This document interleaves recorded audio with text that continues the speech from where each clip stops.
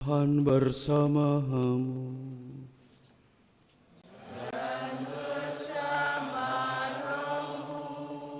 Inilah Injil suci menurut Matius.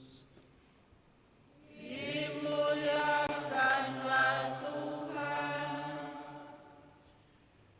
Sesudah mengenyangkan orang banyak dengan roti, Yesus segera menyuruh murid-muridnya naik perahu dan mendahulunya ke seberang. Sementara itu, ia menyuruh orang banyak pulang. Setelah orang banyak itu disuruhnya pulang, Yesus mendaki bukit untuk berdoa seorang diri. Menjelang malam, ia sendirian di situ. Perahu para murid sudah beberapa mil jauhnya dari pantai dan diombang-ambingkan gelombang karena angin sakal. Kira-kira pukul 3 pagi, datanglah Yesus berjalan di atas air kepada mereka. Melihat dia berjalan di atas air, para murid terkejut dan berseru, "Itu hantu!" Lalu mereka berteriak-teriak ketakutan. Tetapi Yesus segera menyapa mereka, katanya, "Tenanglah, inilah aku, jangan takut." Lalu Petrus berkata, "Tuhan, jika benar Tuhan sendiri, suruhlah aku datang kepadamu dengan berjalan di atas air." Kata Yesus, "Datanglah." Lalu Petrus turun dari perahu dan berjalan di atas air mendekati Yesus. Ketika dirasakannya tiupan angin, Petrus menjadi takut dan mulai tenggelam lalu berteriak, "Tuhan, tolonglah aku." Segera Yesus mengulurkan tangannya, memegang Petrus dan berkata, "Hai orang yang kurang percaya, mengapa engkau bimbang?" Keduanya lalu naik ke perahu dan angin pun reda. Orang-orang yang ada di perahu menyembah dia, katanya, "Sesungguhnya engkau putra Allah." Demikianlah sabda Tuhan. Terpujilah Kristus.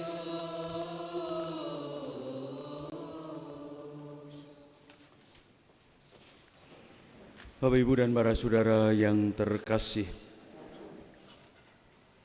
Tuhan Yesus menjumpai para murid dalam situasi yang tidak biasa. Para murid yang disuruh pergi lebih dahulu untuk menyeberang, berarti mereka berjalan tidak bersama-sama dengan Tuhan Yesus. Mereka berjalan sendiri dengan kekuatan sendiri, dan pastinya kebanyakan dari mereka adalah seorang nelayan. Maka mereka juga tahu bagaimana untuk menyeberangi laut itu, menyeberangi danau itu, dan segala resiko yang akan terjadi di dalam perjalanan itu. Dalam perjalanan itu, meskipun di dalamnya begitu banyak orang yang ahli dan hidup mereka sudah dekat dengan kehidupan laut, kehidupan di danau itu, ketika gelombang sakal menerjang mereka, mengombang-ambingkan mereka, mereka mengalami ketakutan. Di dalam situasi yang penuh ketakutan itu, situasi yang penuh kegelisahan dan kekhawatiran itu, tiba-tiba muncullah sosok yang berjalan di atas air. Dan tentu ini juga peristiwa yang tidak lumrah, karena belum pernah ada yang demikian ini.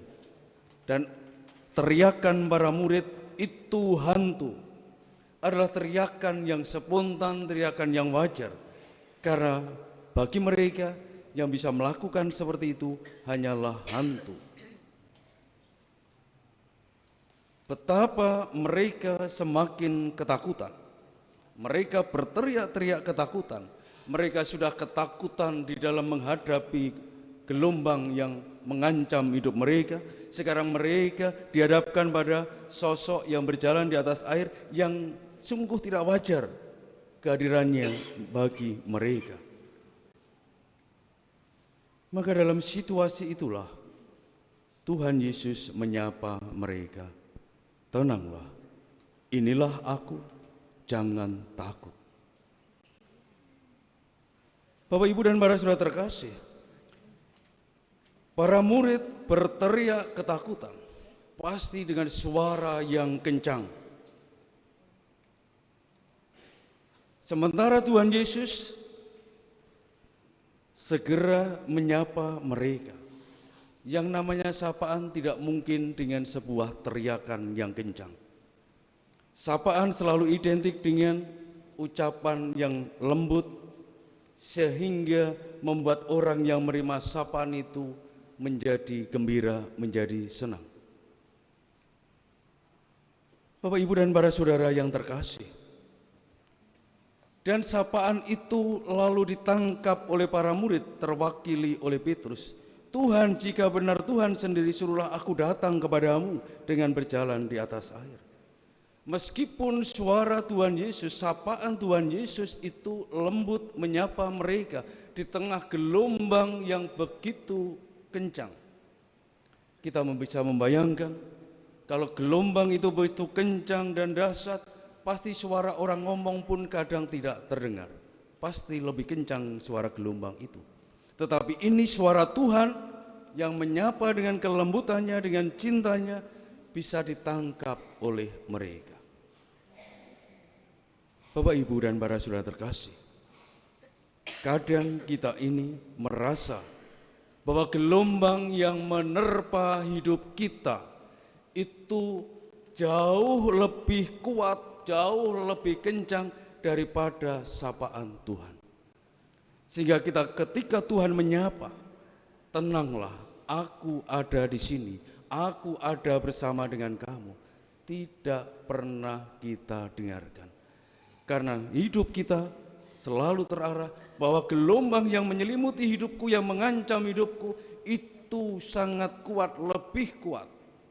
Sehingga fokusnya bukan lagi bagaimana bahwa Tuhan itu ada, tetapi fokus dengan persoalan gelombang yang menerpa hidup kita. Sehingga sapaan Tuhan yang penuh cinta, sapaan Tuhan yang menguatkan, yang meneguhkan, "Tenanglah," tidak pernah kita dengarkan.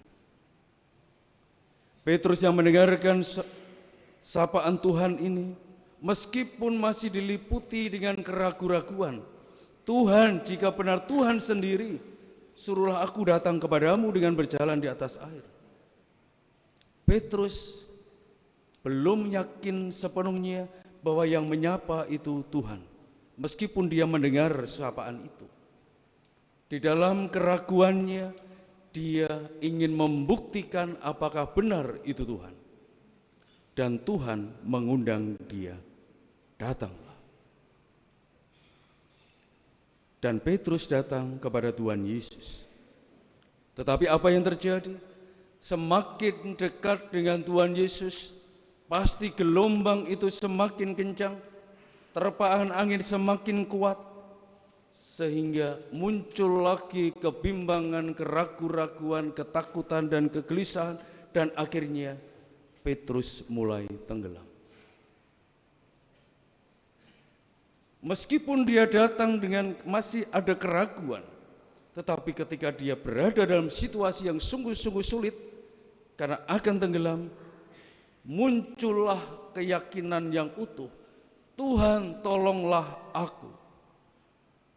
Dan Tuhan mengulurkan tangannya, mengangkat dia, sehingga tidak mengalami celaka. Bapak, Ibu, dan para saudara yang terkasih, meskipun kita juga pernah mengalami hal demikian, apakah Tuhan itu memang ada? Apakah Tuhan itu memang mengasihi dan mencintai kita? Keraguan terus muncul dalam diri kita. Tetapi lihat Petrus, meskipun dalam keraguan dia tetap melakukan apa yang dikatakan oleh Tuhan Yesus, "Datanglah." Tetapi seringkali kita justru sebaliknya. Ketika muncul keraguan, apakah Tuhan datang, apakah Tuhan menyelamatkan, akan mengangkat, membebaskan, seringkali yang terjadi bukan berjalan menuju Tuhan, tetapi lari dari Tuhan, mundur dari Tuhan. Dan yang pasti memang ketika mundur dari Tuhan, gelombang tidak akan menjadi kencang lagi. Karena apa? Karena kita sudah jatuh dan tenggelam. Itu artinya kita sudah jauh dari Tuhan Allah. Kita sudah jauh dari hidup dan keselamatan itu. Maka pilihannya adalah meskipun dalam keraguan tetap datang kepada Tuhan atau lari dari Tuhan untuk mencari Tuhan yang lain yang menurut kita segera bisa membebaskan dari gelombang itu. Bapak, Ibu, dan para saudara terkasih, maka perbuatan kita, ungkapan pertobatan kita, pembaruan diri kita seringkali juga selalu disertai dengan gelombang yang lebih kencang. Katakanlah hal yang sering terjadi ketika ada umat lama tidak aktif dalam kegiatan lingkungan, lalu datang gelombang datang dari orang-orang yang merasa diri paling baik. Tumben datang, tumben hadir.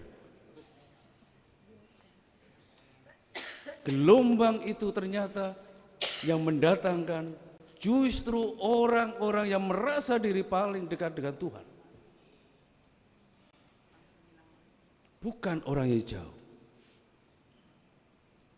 Atau mungkin juga orang yang terbiasa dengan korupsi, lalu dia berniat untuk tidak korupsi. Korupsi ini bukan hanya soal uang ya. Korupsi ini juga bisa waktu. Katakanlah, waktu yang seharusnya aku persembahkan kepada Tuhan itu mulai jam 5 sore, misalkan, tapi datangnya jam 5 lebih 5, lebih 10, 15, sudah dikorupsi waktu untuk Tuhan. Sudah dikorupsi waktunya untuk Tuhan. Ini tidak nyindir ya. Kalau ada yang merasa dan tersindir, semoga bertobat.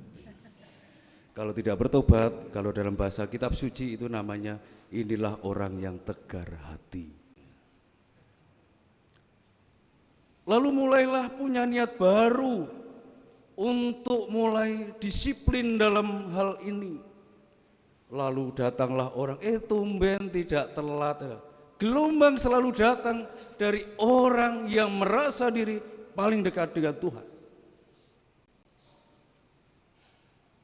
Tetapi tidak perlu khawatir, gelisah, dan takut. Segeralah berseru, Tuhan tolonglah aku. Dan Tuhan pasti mengulurkan tangannya dan meredakan semuanya. Justru apa yang menjadi perjuangan kita untuk mendekat kepada Tuhan, itulah jalan yang dipakai Tuhan untuk mempertobatkan orang-orang yang menyebabkan gelombang-gelombang ini, terpaan angin yang kencang ini. Bapak, Ibu, dan para saudara yang terkasih, dan ketika pertolongan Tuhan datang, semuanya menjadi tenang, semuanya menjadi damai. Bapak, Ibu, dan para saudara terkasih, maka sungguh kehadiran Tuhan Yesus selalu hadir di dalam kehidupan kita. Maka Tuhan Yesus mengatakan ketika Petrus mulai tenggelam, hai orang yang kurang percaya, mengapa engkau bimbang? Rasa bimbang, takut, gelisah, khawatir, nanti dicap begini kalau aku mulai baik segala macam. Itu adalah tanda-tanda orang yang tidak percaya. Ketakutan itu adalah tanda orang yang tidak percaya akan pertolongan Tuhan. Tanda orang yang tidak percaya bahwa Tuhan itu selalu mengatakan, tenanglah, aku di sini, aku ada bersama-sama dengan kamu. Datanglah. Bapak, Ibu, dan para saudara yang terkasih, memang kehadiran Tuhan itu tidak melalui hal-hal yang besar, perkara-perkara yang besar, seperti yang diungkapkan pengalaman dalam bacaan pertama, melalui angin yang sepoi-sepoi, melalui kelembutan, bukan dengan peristiwa yang menggemparkan, peristiwa yang mengagumkan dan segala macamnya, tetapi dengan kelemah lembutan seperti Dia menyapa, tenanglah, ini aku. Bapak, Ibu, dan para saudara terkasih, sungguh kita selalu menghadapi gelombang dalam kehidupan ini. Yang hadir, yang datang dari orang-orang yang mungkin dekat dengan kita, ada bersama dengan kita. Tetapi kita tidak perlu bimbang dan takut, karena Tuhan ada bersama-sama dengan kita. Tuhan selalu hadir menenangkan dan mengulurkan tangan untuk kita. Dan menjadikan semuanya tenang, menjadikan semuanya damai, menjadikan semuanya tentram, menjadikan semuanya sungguh-sungguh indah, menjadikan semuanya sungguh-sungguh baik sekarang dan selama-lamanya.